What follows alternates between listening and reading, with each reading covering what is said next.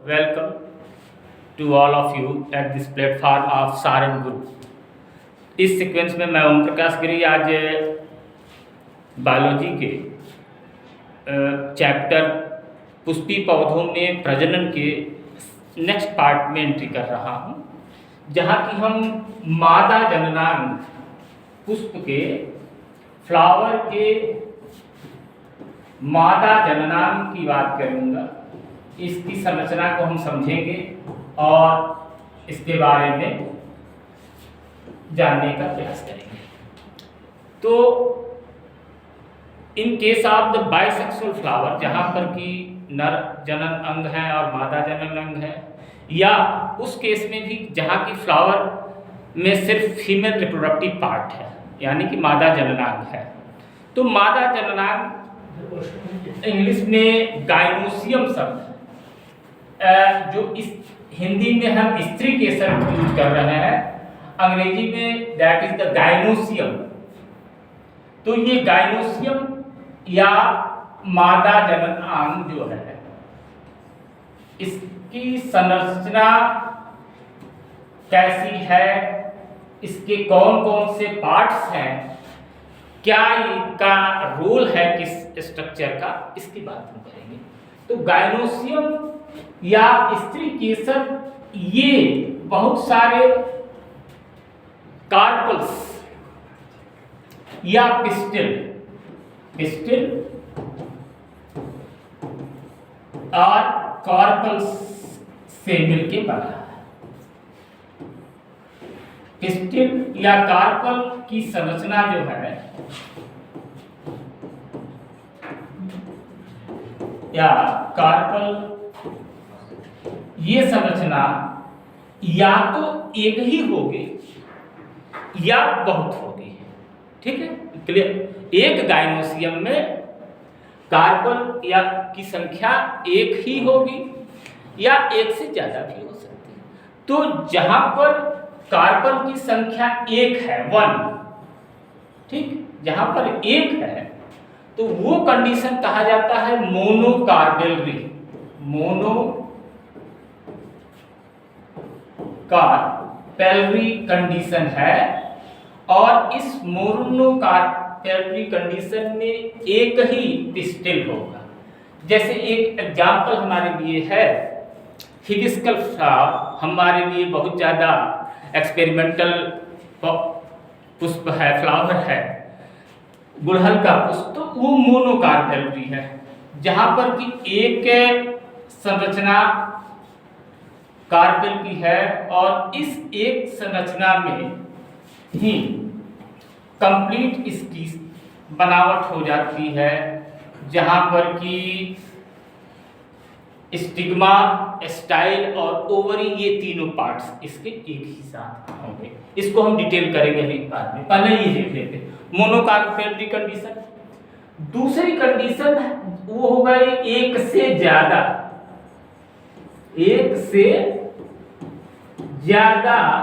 जब कार्पल्स होंगे तो वो कंडीशन क्या हो जाएगी, वो होगी मल्टी कार्पेलरी कंडीशन। मल्टी, बहुअंडपी अगर हिंदी में प्रयोग करना जानना चाहते तो एक अंडपी स्थिति होगी। इसको मैं लिख भी दे रहा हूं, एक अंडपी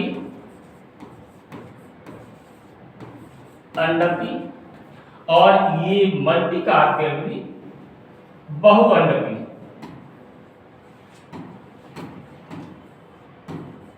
स्थिति होगी मल्टी कार्पेलरी कंडीशन। अब यहां फिर स्थिति क्या आती है कि मल्टी कार्पेलरी एपोकार्पस और सिनकार्पस कंडीशंस हो जाएंगे। ये फिर दो कंडीशन हो जाएगी। मल्टी कार्पेलरी में क्या होगा कि मल्टी कार्पेलरी कंडीशन में ये जो कार्पल्स हैं, या तो सारे कार्पल्स फ्यूज हो जाए या कार्पल्स एक बंच बनाए लेकिन उनकी इंडिविजुअलिटी बनी रहे। Is it clear? तो ये कंडीशन हो जाएगी सिनकार्पस। वो सिनकार्पस फ्यूज्ड कंडीशन होगी। फ्यूज्ड और एपोकार्पस जहां पर कि अलग अलग हैं, तो ये अलग अलग सारे के सारे कार्पल्स एग्जिस्ट करेंगे, मौजूद रहेंगे। क्लियर हो रहा? तो पहले दो कंडीशन हो गई, जहां पर सिंगल कार्पल है, एक गायनोसियम की पूरी इंडिविजुअलिटी वहां होती है, मोनोकार्पेलरी कंडीशन। मल्टी कार्पेलरी, और मल्टी कार्पेलरी की कंडीशन में फिर क्या हो जाएगा, सिनकार्पस और एपोकार्पस की कंडीशन। ये दो स्थितियां हुई। ओवरऑल हमको क्या दिख रहा है कि जो फंडामेंटल स्ट्रक्चर है वो एक पिस्टिल है या क्या है, कार्पल है। अब इस पिस्टिल या कार्पल की स्ट्रक्चर को हम देख लें तो सामान्यतः एक कार्पल की स्ट्रक्चर में या पिस्टिल के स्ट्रक्चर में होता क्या है कि तीन प्रमुख संरचनाएं होंगी। तीन, there are the three main parts. Very simple, सब लोग जानते होंगे, मुझे याद है, बहुत जूनियर क्लासेस से इसकी बात हम लोग करते आए हैं कि in the structure of gynoecium मुख्य रूप से क्या है कि तीन संरचनाएं हैं। देख पा रहे हो? बिल्कुल क्लियर। एक टर्मिनल, ये फ्लैट कुशन की तरह का स्ट्रक्चर चौड़ा, that is known as the landing site of the pollen. जहां पर कि परागण की जब प्रक्रिया होगी पौधों में, तो परागण की प्रक्रिया में जो पॉलन होते हैं, परागकण होते हैं, वो सबसे पहले आके यहाँ पर लैंड करते हैं, इस सीट पर बैठते हैं। उसके बाद ही वो आगे बढ़ते हैं निषेचन की क्रिया के लिए। तो दैट इज द स्टिग्मा, या इसको हिंदी में हम कहते हैं वर्तिकाग्र। वर्तिकाग्र, तो ये वर्तिकाग्र की जो संरचना है, स्टिग्मा की संरचना है, that is known as the seat. क्या बोला जाता है? सीट, और you can say that is the landing site of pollen. Pollen के लैंड होने की जगह। इसकी और खासियत है कि that is responsible to secrete a type of fluid, एक तरह का ये रस देता है जिसका नाम है स्टिग्मॉइड फ्लूइड। ये स्टिग्मॉइड फ्लूइड जो होते हैं, स्टिग्मॉइड फ्लूइड का रोल क्या होता है कि पॉलन को जर्मिनेट होने के लिए, पॉलन से पॉलन ट्यूब बनने के लिए इससे निकलने वाला जो है स्टिग्मॉइड फ्लूइड, वो न्यूट्रिएंट का काम करता है। उसे न्यूट्रिएंट के सपोर्ट से पॉलन जर्मिनेट कर पाता है और उससे फिर फर्टिलाइजेशन की प्रोसेस आगे बढ़ती है। फर्स्ट पार्ट होगा stigma, that is the number 1। Second, long tubular structure, ये लंबा सा ट्यूब की तरह घड़े के गर्दन के आकार का, किसी किसी केसेज में बहुत लंबा होता है, जैसे खास तौर पर हम हिबिस्कस को ही फिर से देख लें। हिबिस्कस के केस में ये स्टाइल जो है ये लंबा सा होता है स्टाइल, दैट इज द वर्तिका। हिंदी में इसका नाम है वर्तिका, और ये वर्तिका रास्ता है, that is the passage for the transfer of the pollen tube with the nucleus. तो ये सेकेंड पार्ट हो गया। That is the third part, that is the structure of ovary, that is the अंडाशय। ओवरी, अंडाशय। ये अंडाशय का जो संरचना है, ये निषेचन के लिए फर्टिलाइजेशन की साइट है।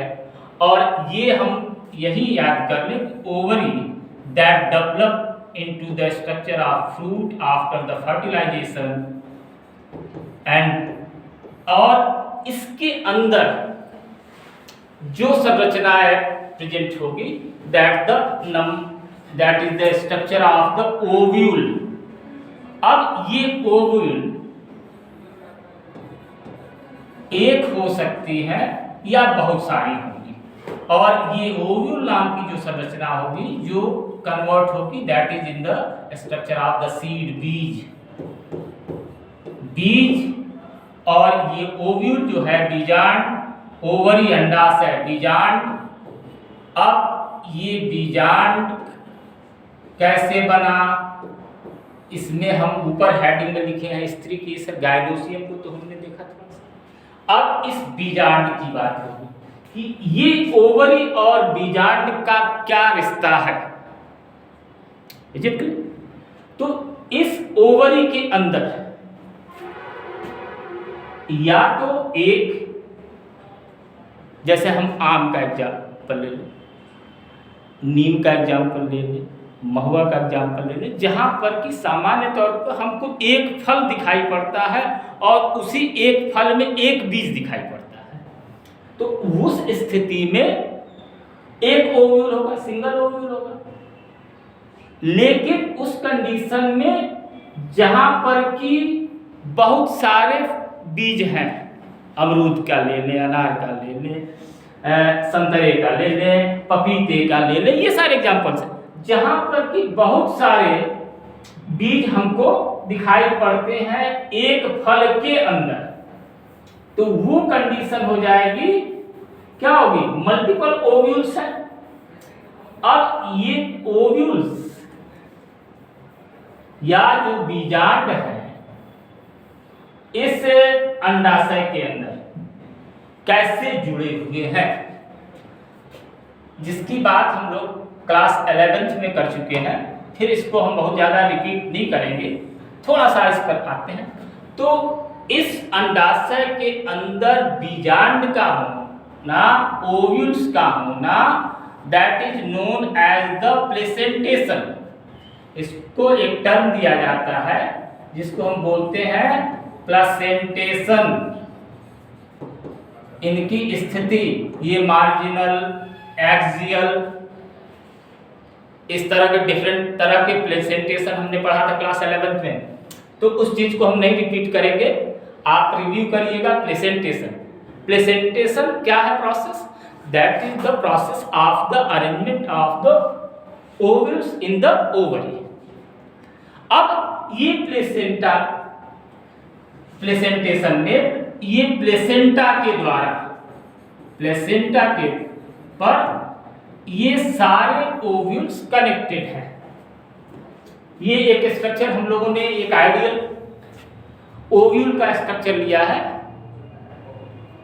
तो ये कनेक्ट होता है एक तंतु से, एक थ्रेड से, एक तंतु से कनेक्टेड रहेगा, एक धागे नुमा संरचना से, जैसे कि हमारा स्टॉक था फ्लावर का।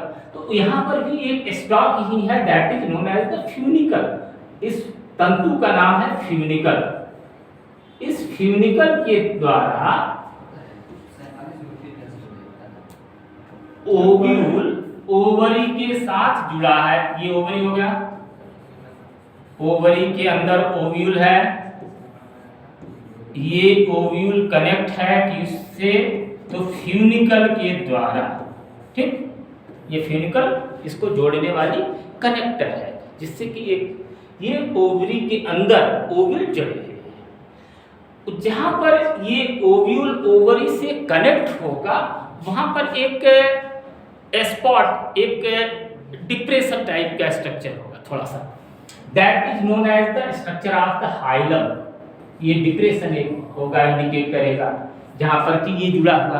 अक्सर आप लोगों ने देखा होगा हर अनाज के दाने में, स्पेशली अनाज में, जैसे चने में, खासतौर पे चने में बड़ा प्रोमिनेंटली दिखता है, सेम में दिखता है एक नाक, जैसे चने की नाक कहते हैं ना, चने की नाक याद करो, देखो तो वो नाक वाला जो पोर्शन होता है वो होता है ये फ्यूनिकल का, और उस नाक के पास एक छेद भी होगा चने में, सेब में, ये थोड़ा सा ज्यादा प्रोमिनेंट दिखता है।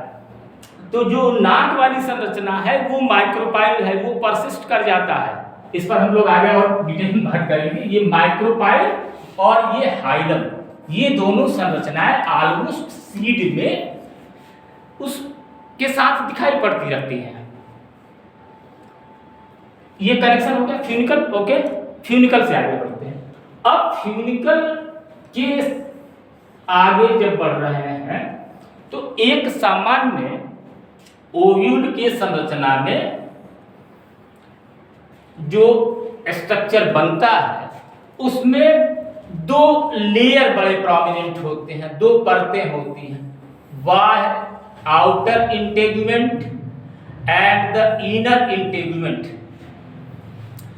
सीड के स्ट्रक्चर में इसको यहीं से हम लोग देखते चले, जब सीड बनता है, ओव्यूल जब सीड बनता है, बीज बनता है, तो टेस्टा और टेगमन नाम के दो परतें होती हैं, बाह्य परत होती है और अंतः परत होती है।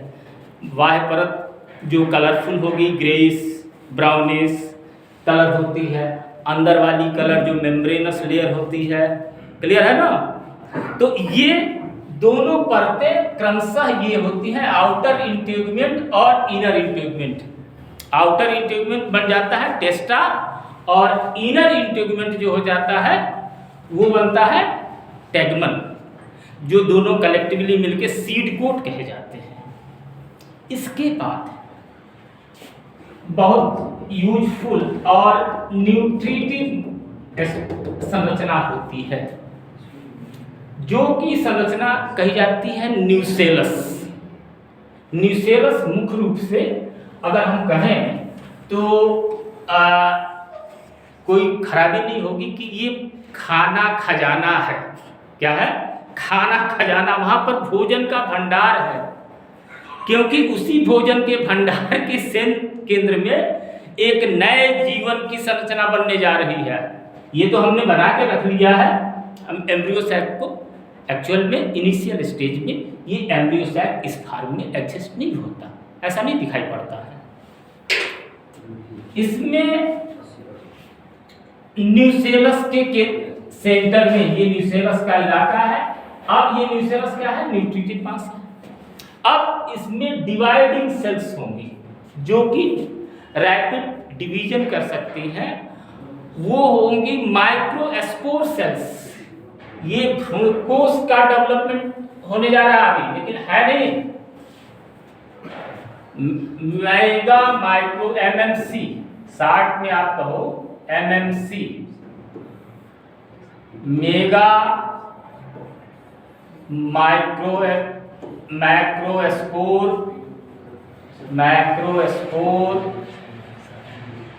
मदर सेल्स,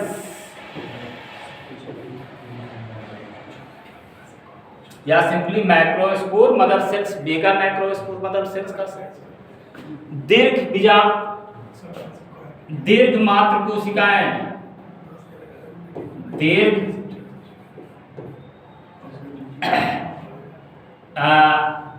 मात्र कोशिकाएं यहां पर प्रेजेंट हैं।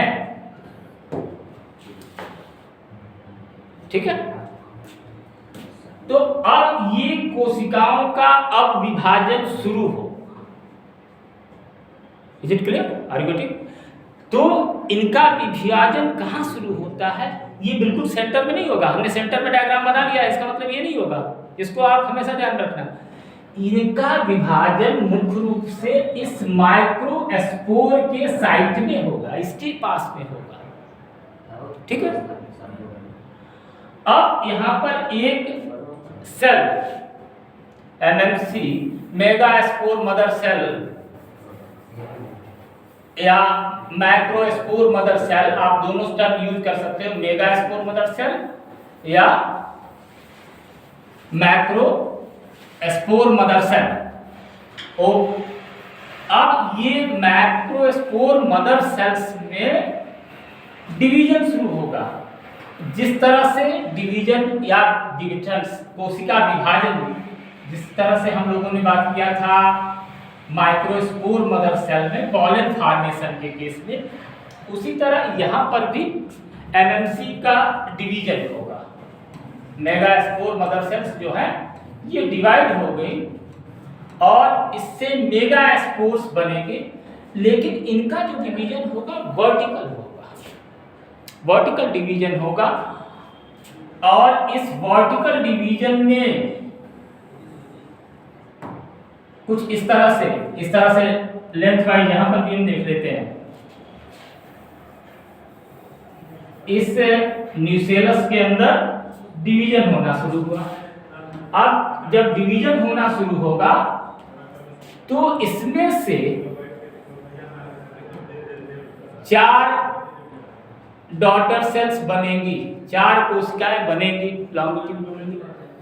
इनमें से जो चैलेंजर एंड की तरफ की कोशिका होगी, इस चैलेंजा के पास वाली, वो बड़ी होगी। इस सीक्वेंस में जो 3 कोशिकाएं बनी, डिवीजन कौन सा हुआ? अर्धसूत्री विभाजन, मियोसिस डिवीजन हुआ, और मियोसिस डिवीजन के बाद क्या बनी? 4 डॉटर सेल्स बनी। अब इन चारों में से 3 छोटी कोशिकाएं होंगी। कैसी होंगी? टेट्राड तो बना, जिस तरह पॉलन में बना था, ठीक है, कोई दिक्कत नहीं है। बट डिफरेंस क्या हो गया कि ऊपर वाले ने थोड़ी सी बेईमानी कर दी, एक को ही सारा खाना पानी दे दिया और बाकी 3 को खाना पानी कम मिला। तो जाहिर सी बात है कि जिसको खाना पानी मिला ज्यादा, उसका पोषण होगा ज्यादा। भाई, जिसको ज्यादा मिलेगा खाना पीना सुविधा, जिसको ज्यादा मिलेगी, उसका विकास ज्यादा बेहतर होगा। तो जिसका डेवलपमेंट हुआ, जिसका विकास हुआ, वो तो विकसित होता रहेगा धीरे धीरे। लेकिन बाकी जो बचे थी, जिनको कि खाना पाना नहीं मिला, ढंग का नहीं मिला, उसमें होता क्या कि उसमें जो न्यूक्लियस का तो डिवीजन हुआ इक्वल, न्यूक्लियर डिवीजन तो हो गया, लेकिन साइटोप्लाज्मिक डिवीजन, जो कोशिका द्रव्य है और जहाँ से कि भोजन मिलना है, भाई मसला तो असली खाने का है, खाना पीना माहौल अच्छा मिलना चाहिए। तो जिसको अच्छा खाना पीना माहौल मिला, वो डेवलप हो गया और बाकी लोगों को नहीं मिला। तो अब ये बाकी बेचारे क्या होंगे? डिजेनरेट हो जाएंगे, खत्म हो जाएंगे। इसके हिस्सा का खाना तो यही खा गया ना, मसला तो ये फंसा। तो खाना पानी जब इसको मिला तो भैया अकेले ही खा पी के मोटा ताजा हो गया, और ई क्या बन गया? एम्ब्रियो सैक या भ्रूणकोश। ये बना एम्ब्रियो सैक, भ्रूणकोश बन गया। कहानी क्लियर हो रही ना? देखिए, कहा था शुरू में ओवरी था, ओवरी के अंदर ओव्यूल है, ओव्यूलों के अंदर ये पूरा ओव्यूल है, ओव्यूलों में कई ठो संरचना है, या हाइलम है, फ्यूनिकल है, इससे कनेक्टर है। इसके बाद 2 ठो इसका किनारा होता है, इस पर भी अभी आ रहे हैं।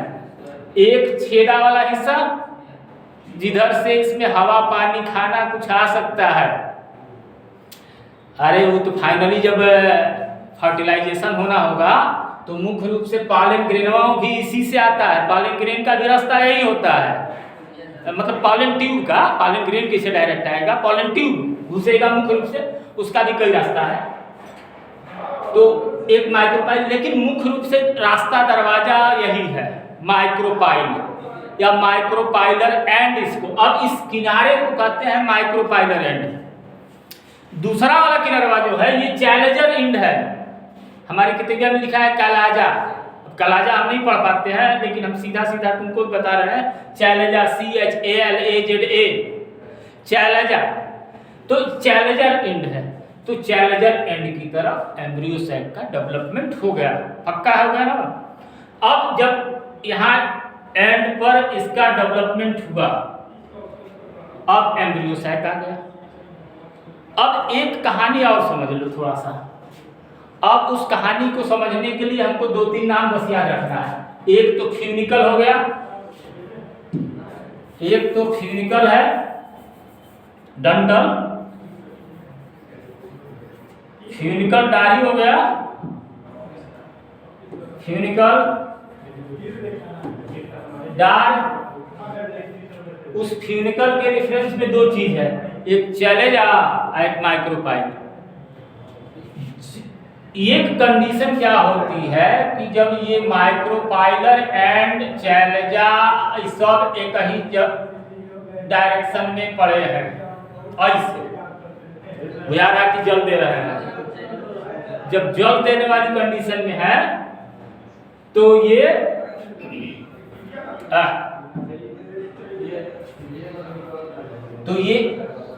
एंट्रोपस कंडीशन है, इसको बोलते हैं एंट्रोपस।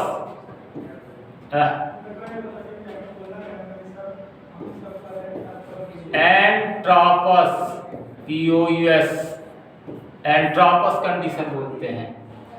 एक जब ऐसे क्या होगा कि हाई फ्यूनिकल है, फ्यूनिकल निकला आ घूमा घूमा घूमा घूमा जाके घूमा फिर घूम गया एकदम पूरा एकदम एक चक्कर मार दिया,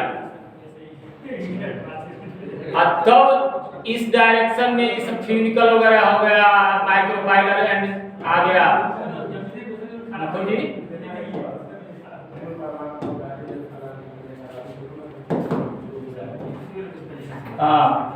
तो ये कंडीशन होता है सर्सिनोट्रापस। सर्सिनो CIRCINOTROPOUS सर्सिनोट्रापस।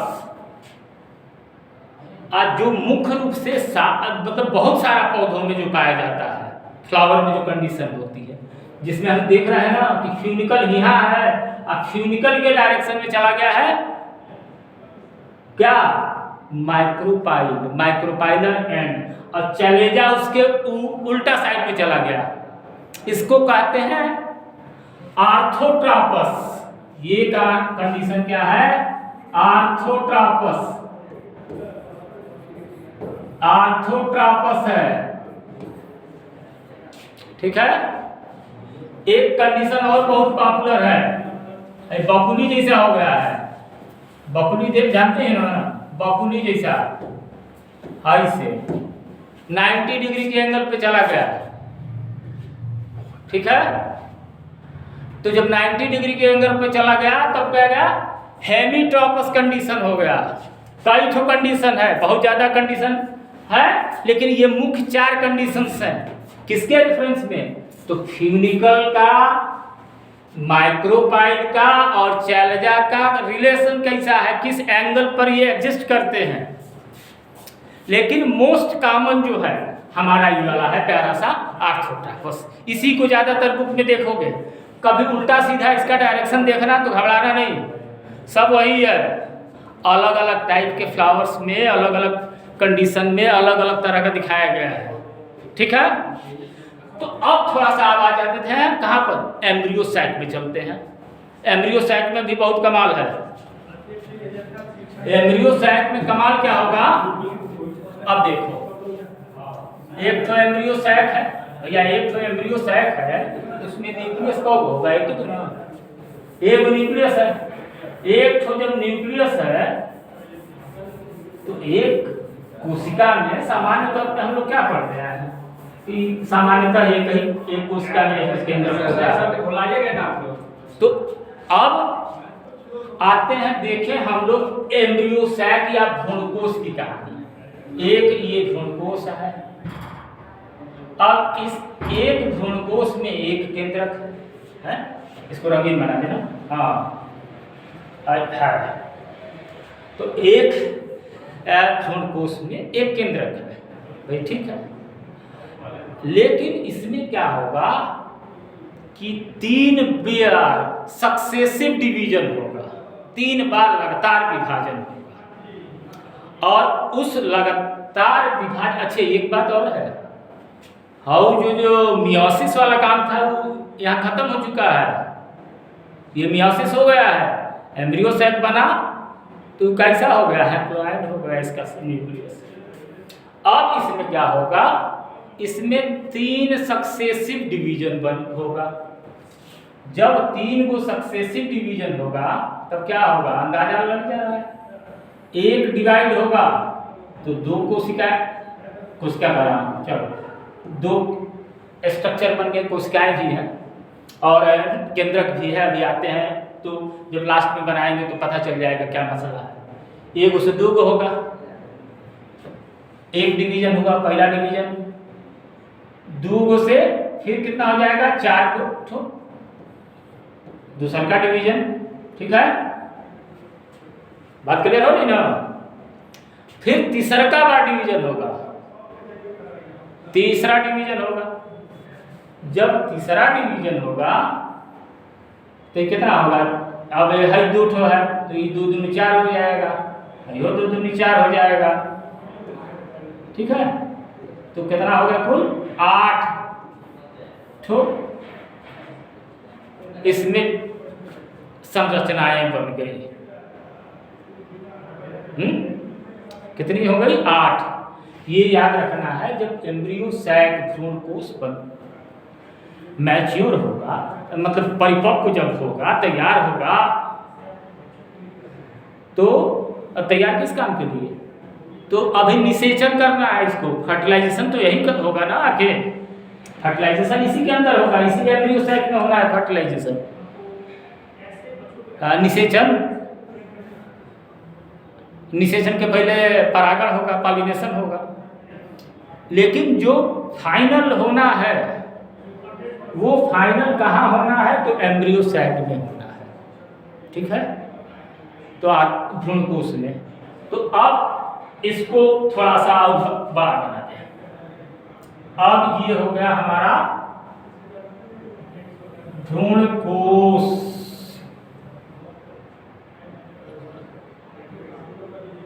अब इस भ्रूणकोश में इन 8 संरचनाओं को इधर उधर जाना है, अभी सब सेटल होगी तो इसमें क्या होता है कि एगो ऊपर से, एगो है में 4 में से, आए को है नीचे में से 4 में से, एक है वो यहाँ नीचे में रख जाएंगे, इनको पहले ही छाट दिया जाता है।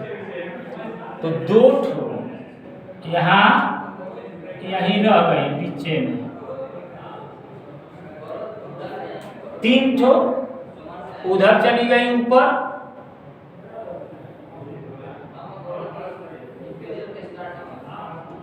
1 2 3, ठीक है, हाई दोनों के बीच में हम पटक दिया गया। फिर इधर बची 3, ये 3 ठो इधर आ गई, और 2 ठो पिछवा में त्रिशंकु महाराज लोग रह गए, लेकिन नहीं, वो बहुत इंपॉर्टेंट है। अब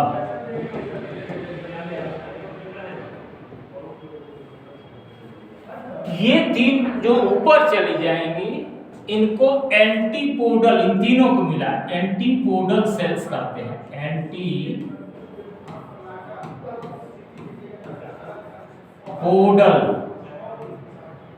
सेल्स। गौर करना हम क्या लिख रहे हैं, जो एंटीपोडल सेल्स है। एंटीपोडल कहने का मतलब जब हुआ कि एंटी माइक्रोपाइलर एंड पर ये होंगी, है जो टेढ़ा टेढ़ा यहाँ हम बनाए थे थोड़ा सा, ये टेढ़ा टेढ़ा जो इंडिकेट कर रहा है, वो क्या इंडिकेट कर रहा है कि ये माइक्रोपाइलर एंड है, यहाँ पर माइक्रोपाइल है, ठीक है। तो इसके रेफरेंस में ये एंटीपोडल सेल्स हो गई। 2 जो सेंटर में रह गई, ये हो गई न्यूक्लियर सेल्स, न्यूक्लियर सेल्स बच गई, और 3 ठो इधर आ गई। तो इन तीनों का नाम अलग अलग है। इसमें एक ठो जो बिचवा में है वो नाम है एग सेल, एग सेल, और 2 ठो जो है अगल बगल में लेफ्ट राइट वाली ये है सिनर्जिड, सिनर्जिड। अच्छे, इस सिनर्जिड और एग सेल हो गई, बीच में न्यूक्लियर सेल हो गई, इधर हो गई एंटीपोडल सेल। तो अब इसमें सामान्य तौर पर अगर हम जब बात करते हैं तो हमको लग रहा है कि 8 को संरचना है, इसमें तो कोई विपट नहीं है ना कि 8 संरचनाएं हैं। बिल्कुल सही बात है, 8 है। लेकिन इसमें क्या है कि है तीनों में, ये तीनों में पूरा ऊपर से कवरिंग ओवरिंग सेल वाला पूरा फिटफाट है। इन दोनों का साझा है, बिचवा में जो है इनका साझा है। तो अब इसकी वजह से 8 न्यूक्लिएटेड, इस संरचना को जो कहा जाता है 1 न्यूक्लिएटेड 7 सेल स्ट्रक्चर, यानी कि 8 ठो न्यूक्लियस है, लेकिन कोशिका कितनी है तो 7 ही है। ई खोपड़ी में डाल देना, हाई दोनों ना, ये कहीं में गिनती होंगी। हाई 3 ठो इधर हो गई, ये 3 ठो बराबर हो गई, बीच वाला ही घलुआ में गया, तो इसको कहते हैं 7 सेल 8 न्यूक्लिएटेड स्ट्रक्चर हो गया। अब इसी संरचना में इन दोनों को ले लो, हाई दोनों, एक सेल और सिनर्जिड, इन दोनों को मिला के हम कलेक्टिवली क्या कहते हैं, एक अपरेटस। एक अपरेटस ये मुख्य रूप से जो भी सेक्सुअल रिप्रोडक्शन का रोल है, जो फर्दर ऑर्गेनिज्म का डेवलप होना है, उसमें अब ये न्यूक्लियर सेल फ्यूज करती हैं। वो ट्रिपल फ्यूजन की कहानी होगी, ये दोनों फ्यूज होंगी, एक तो मेल न्यूक्लियाई फ्यूज होगा तो एक ट्रिप्लॉइड स्ट्रक्चर बनेगा। हाई एक सेल फ्यूज करके फिर ये जाइगोट बनाएगा, स्ट्रक्चर आगे बनेगा। तो ये हमारा स्ट्रक्चर हो गया एम्ब्रियोसाइट का, यानी कि फीमेल रिप्रोडक्टिव स्ट्रक्चर की कहानी अब खत्म मान लिया जाए। अब नेक्स्ट वीडियो में हम लोग जब शुरू करेंगे तो पॉलिनेशन, परागण वाली बात करेंगे। परागण वरागण हो जाएगा, तमाम तरह के परागण हैं, जैसे स्वपरागण, परपरागण, ये तो हम सभी जानते हैं। लेकिन उसके अलावा डिफरेंट परपरागण में डिफरेंट सपोर्टिव मीन्स हो गए, बर्ड से हो गया, इंसेक्ट से हो गया, उस सब की बात होगी।